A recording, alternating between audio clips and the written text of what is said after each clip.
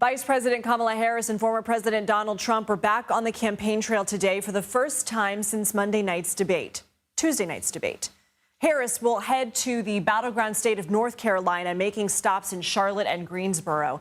Trump will visit Tucson, Arizona. He was last in the state about 2 weeks ago when he addressed immigration at the U.S.-Mexico border. We have team coverage of both campaigns this morning from CBS News campaign reporters Allison, Novelo, and Jake Rosen. Allie, Novelo, let's start with you. You're following the Harris campaign. The Harris camp announced that she's entering a new, more aggressive stage on the trail. What does that mean? Hi, Lindsay. Good morning. Yes, that's right. We are expecting a new aggressive way forward tour in the battleground states that's going to include media ads being launched in those key states. We're going to expect more media engagement from Harris, and that's something that Republicans have criticized the Harris campaign for. She hasn't been spending enough time with reporters, they've said, so she's going to be doing some more media engagement. We can also be expecting the campaign to be launching some of its top surrogates. That includes Governor Tim Walz, that includes Second Gentleman Doug Emhoff, and Miss Gwen Walz as well. So that's what we can expect to see from the Harris campaign post-debate.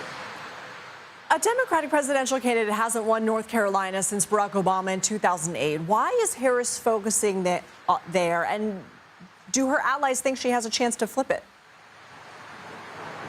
Absolutely. So some of the latest polling is showing that the race is tighter than we originally thought in North Carolina, right? She's actually gaining ground in the state. And it's important to remember that Biden lost North Carolina by just 1.3%. That was his closest loss in 2020.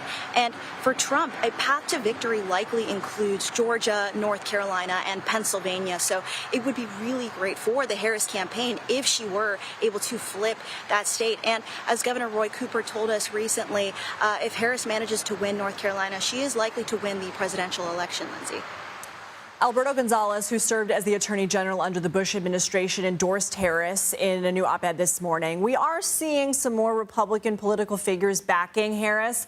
Is that having any sway on the election?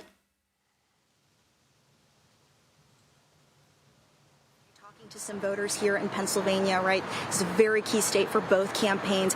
For Democrats, it seems that they walked away very confident from the debate specifically, and a lot of them did say that they like to see some of those Republican figures coming forward and backing the campaign. They said they'd like to see more of that.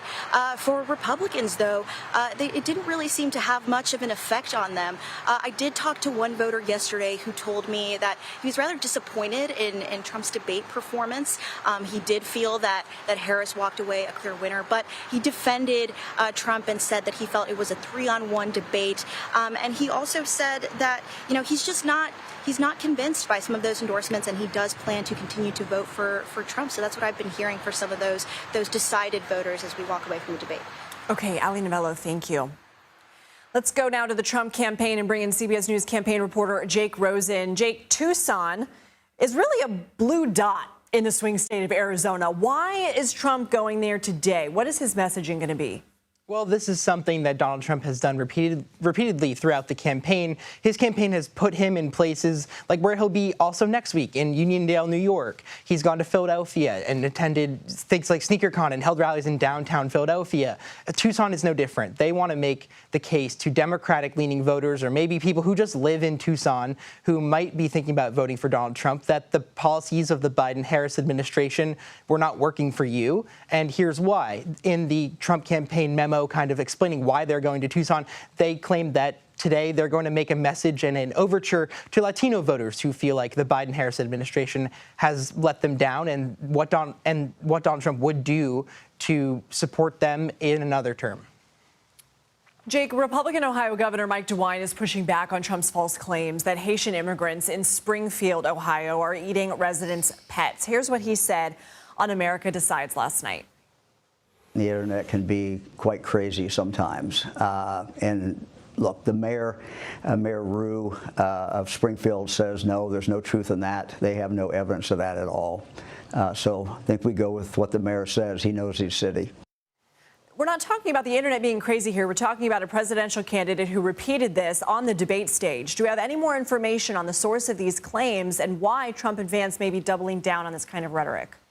So Donald Trump, as you know, Lindsay, has been claiming that immigrants from all over the world are bringing, quote, disease and crime with them as they come here. When you lay that kind of groundwork repeatedly at rallies throughout the campaign, when you lay that groundwork in your interactions with voters, but also media appearances consistently, it becomes very easy for a Facebook post, like in this case, what happened, to be taken out of context, to be clipped and paired with video from a different incident on the other side of Ohio of a woman having a mental health crisis who did actually attack a cat, and you're able to pair those together, it's easy for that kind of kindling to catch fire and spread across the internet. We've seen Donald Trump and J.D. Vance both double down on, well, maybe this did happen, though you're not reporting it and the town isn't reporting it. This is kind of when you set this stage and you really set this ablaze, you know, we've saw even Mike DeWine in other parts of that interview call attention to the real problems in Springfield. So as you'll have to see exactly whether this keeps being mentioned between the former president and his running mate, but this was just a social media post that was completely taken out of context, and obviously the story is not true, Lindsay. Yeah, and our Lilia Luciano was on the ground last night with the Daily Report, and again said patently false here. How are Trump's allies responding to the debate, and is he pushing for more opportunities to debate Harris? Well, you saw people like Senator Lindsey Graham say that all of Donald Trump's debate prep teams should be fired and not involved in any future planning. You also saw other people say that, well, voters aren't going to necessarily decide their vote based on exactly what happened the other night in Philadelphia between the former president and vice president on that debate stage. We'll have to see exactly what happens, but here's what Donald Trump said yesterday to reporters in Shanksville, Pennsylvania. Are we going to do a rematch? I just don't know. We'll think about it. We're looking at it, but, you know, when you win, you don't really necessarily have to do it a second time. So we'll see.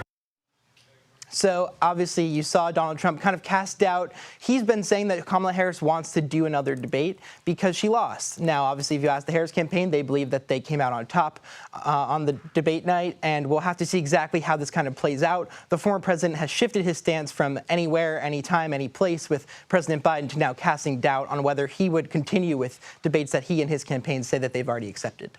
Jake Rosen, thank you.